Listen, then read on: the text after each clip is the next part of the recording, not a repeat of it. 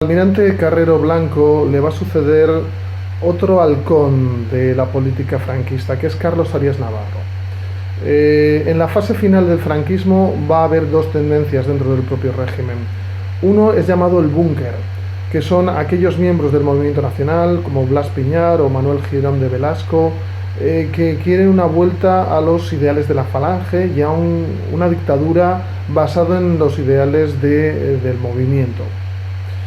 Es un grupo minoritario, pero tiene todavía mucha fuerza y es el único que logra movilizar a cierta parte de la sociedad española que todavía apoya la dictadura.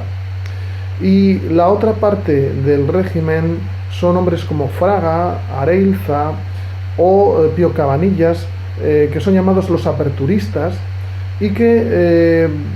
prevén para España o quieren para España una cierta homogeneización con los regímenes políticos europeos. Es decir, quieren una especie de democracia cristiana, en general sin la participación del Partido Comunista, pero eventualmente incluso legalizando el Partido Comunista, porque creen que la política española ya no puede seguir en dictadura y que España tiene que parecerse a las democracias de su entorno. Bueno, el caso es que sube al poder Carlos Arias Navarro, que pertenecía al búnker, y que promete en su discurso de apertura una ley de asociaciones políticas que parecía dar un poco pie a una cierta democratización de la sociedad española, pero esa ley de asociaciones políticas, el llamado espíritu del 12 de febrero de 1974, pues se va a quedar muy corta. Solo legaliza asociaciones políticas que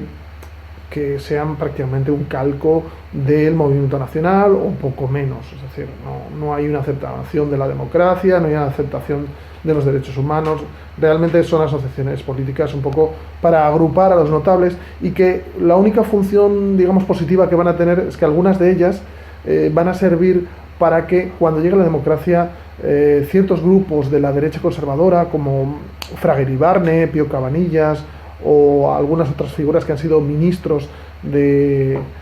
Franco puedan integrarse en la vida política española a través de una federación de estas asociaciones que se va a llamar Alianza Popular, el precedente del Partido Popular. Bueno, el caso es que el búnker es muy poderoso en el gobierno de Carlos Arias Navarro y va a entorpecer y va a interrumpir cualquier tipo de apertura política y cualquier tipo de acercamiento a Europa. Así, por ejemplo, se va a fusilar a un preso político, Salvador Puig Antich, muy polémico porque parece ser más bien una persona que en cierto modo se equivocó o pasaba por allí y cuyo fusilamiento, cuya ejecución parece más una cuestión oportunista que verdaderamente un delito político. En 1975 el régimen empieza a colapsarse. ¿Por qué? Pues porque el propio Franco comienza a tener unos problemas de salud cada vez más evidentes. Se le va el hilo de los discursos, su temblor en la mano es cada vez más grande. Es bastante irónico que en muchos de sus discursos habla de mi pulso no temblará, cuando evidentemente su pulso está físicamente temblando. La crisis del petróleo se va a agudizar, va a llegar con más intensidad a España. La oposición política democrática se va a unir, la plataforma democrática liderada por el PSOE y la Junta Democrática liderada por el Partido Comunista de España se van a unir en un solo elemento que se va a llamar la Plata Junta, coloquialmente, ya sabéis, el pueblo madrileño tiene mucha gracia para esas cosas,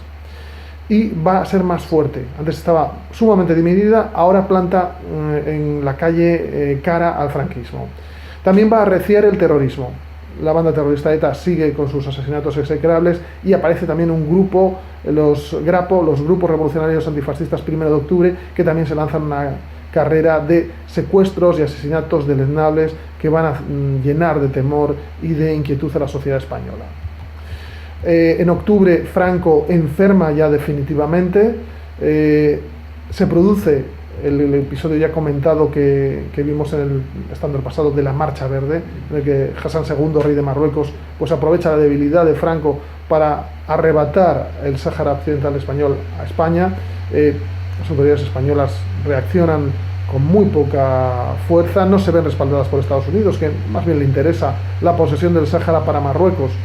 y deciden abandonar el Sáhara a su suerte, y realmente va a ser un episodio bastante humillante para la diplomacia española.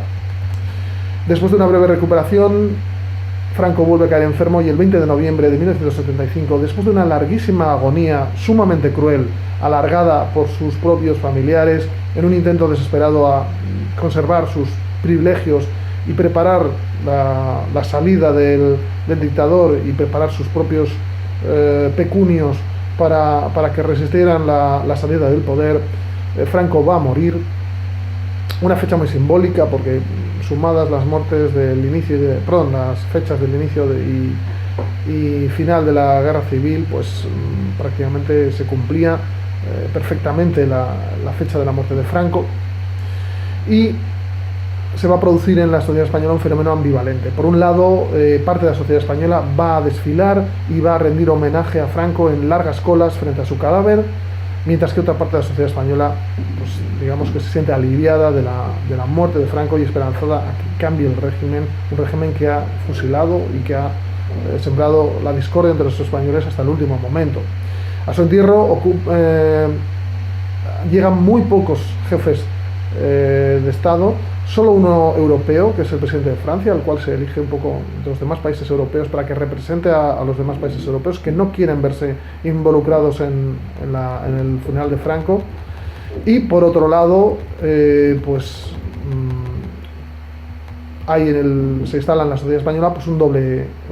sentimiento, como os había dicho antes. Para algunos es la esperanza de un nuevo régimen, de un régimen democrático mucho más asimilable al de las democracias europeas. Para otros, el temor a la guerra civil, y incluso algunos sectores pequeños pero significativos todavía van a proponer al ejército que se rebele, que instaure un régimen dictatorial. El ruido de sables, que se suele decir, es decir, el rumor de golpe de Estado va a estar presente en la sociedad española hasta 1982. La dictadura franquista se cierra así, de una forma difícil, de una forma muy dura, porque va a seguir habiendo sangre en las calles, es decir, el terrorismo. El régimen va a ser violento hasta el último momento, y la verdad es que todo el mundo en Europa esperaba que España se enfrascara en una nueva guerra civil. Afortunadamente España dio una lección de democracia a todo el mundo y fue capaz de llegar a un régimen mucho más participativo, mucho más de libertades y de derechos, sin necesidad de derramar la sangre de nadie. Más bien fueron los enemigos de la democracia, los etarras, los miembros terroristas del Grapo o miembros de extrema derecha de grupos terroristas como Guerrilleros de Cristo Rey o la AAA, las que intentaron desestabilizar a la democracia y desestabilizar a España sin conseguirlo.